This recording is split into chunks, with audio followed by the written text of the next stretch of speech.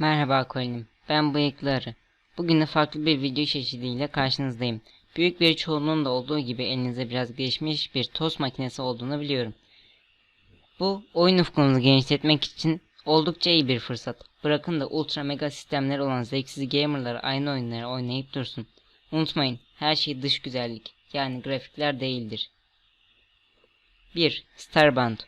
Starbound, Terraria tarzı bir hayatta kalma oyunudur. Oyunun kombatı aşırı zorlayıcı değildir. Bana sorsanız yaratık tasarımı da pek güzel değil, fakat oyunun keşfetmeye açık bir dünyası ve 9 adet boss'u bulunmaktadır. Dünyayı dokunaçlı bir uzaylı yaratığın ele geçirmesinin ardından kapsülü kapıp başka bir gezegene yerleşerek burayı keşfederken aynı zamanda da hayatta kalmaya çalıştığımız ve uzay aracımızın navigasyon sistemini tamir ettikten sonra da başka gezegenlere seyahat edebildiğimiz bu oyun uzay meraklılarının ilgisini çekebilir. Steam'de 24 ile olan bu oyunun minimum 2 GB, önerilerinde 4 GB RAM istemekte. Stardew Valley. Tarımdan madenciliğe, balıkçılıktan toplayıcılığa kadar her türlü zanaat ile uğraşabildiğiniz ve bunların yanı sıra NPC'leri arkadaş edinip hatta evlenebildiğiniz piksel bir çiftlik oyunudur kendisi. Oyun animasyonları ve art style'i gayet hoş olmakla birlikte Türkçe dil desteği de bulunmaktadır. Steam'de 24 lira olan bu oyun 2 GB RAM ve DirectX 10 ile çalışmaktadır. Dead Cells. Savaştınız, öldünüz, biraz daha ilerleyip yine öldüğünüz Roguevania, yani roguelike ile Metroidvania türlerinin birleşimi olan bu oyun aksiyon severler için cazip olmakla birlikte oyunlarda ilerleme hissiyatı arayanları pek tatmin etmeyebilir. 4 adet DLC'si bulunan bu oyun Steam'de 180 lira olmakla birlikte minimum Windows 7 ve 2 GB RAM istemektedir. Risk Global Domination. Belirli bir harita üzerinde arkadaşlarınızın ülkelerini fethetmeye çalıştığınız bir strateji oyunu olan Risk, Steam'de bedava 2 GB RAM ile 1.7 GHz işlemci istemekte. Don't Starve. Zorlu bir dünyada hayatta kalmaya çalıştığınız bu oyunda mevsimlere karşı önleminizi almalı, acıkmamalı ve akıl sağlığınıza dikkat etmelisiniz. 3 adet DLC'si bulunan bu oyun Don't Starve Together ile oyunu hem multiplayer kılmış hem de bu 3 DLC'nin ikisini de bir araya getirip oyunculara sunmuştur. Vanilla sürümü 18,5 lira olan Don't Starve Together'ın sürümü ise 24 liradır. Oyunun sistem gereksinimlerine pek girmiyorum çünkü eğer sisteminiz bundan daha düşükse Mario ile Tetris'e mahkumsunuz demektir. Hollow Knight. Böceklerle dolu bir dünyada böcek olarak bazı böcekleri dövüp bazı böcekleri arkadaş edindiğimiz bir oyun Hollow Knight. 24 adet boss'u bulunan bu oyun Windows 7 ve üstü 4 GB RAM gerektirmekte ve 24 liradan alıcı bulmaktadır. Brawlhalla. Smash Bros kadar olmasa da o tarzda iki boyutlu bir oyundur kendisi. Tek başınıza belki pek sarmasa da arkadaşlarınızla eğlenebileceğiniz Brawlhalla Steam'de bedava ve sadece 2 GB RAM istemektedir.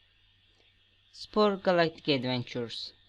Kendi yaratığınızı oluşturup bakterilikten uzay çağına kadar evrim macerasına bizzat şahit olduğunuz 3 boyutlu bir oyun.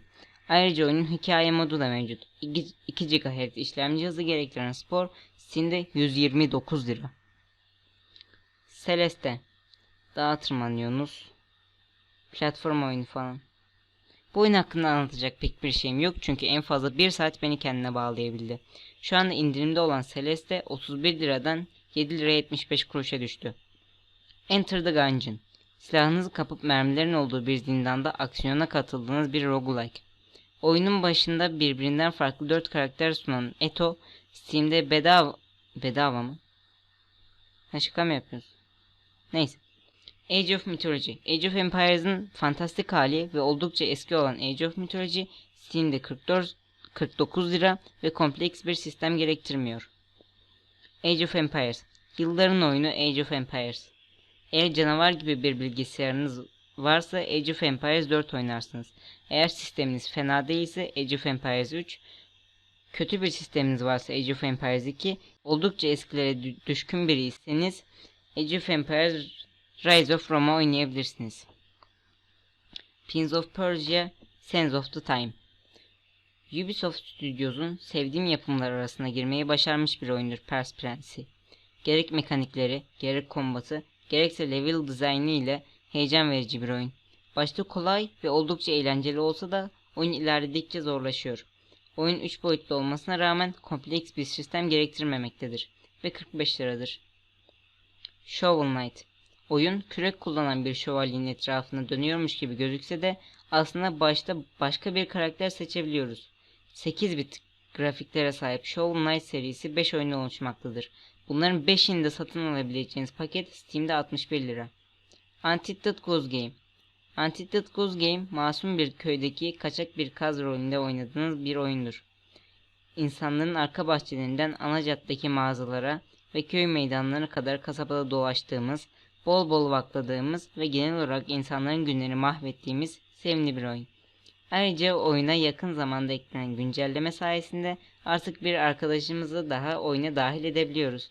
Gayet güzel grafiklere sahip Untitled Goose Game 64 bit olmak şartıyla gayet ucuz bir sistem gerektiriyor. Terraria.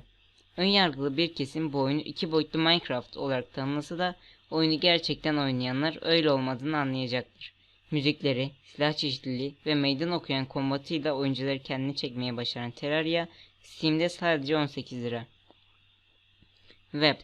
Sevimli bir örümcek oyunu olan Web'de erkek arkadaşımızı bir karganın elinden kurtarmak için çıktığımız yolda komünist karıncaların tesisatlarını tamir ediyor, kraliçe arıya polen götürüyor, arada bir sinek yiyor ve daha neler neler yapıyoruz.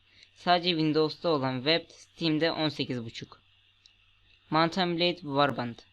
2 sene önce çıkan Bannerlord'un atası olan Warband da hiç fena değildi.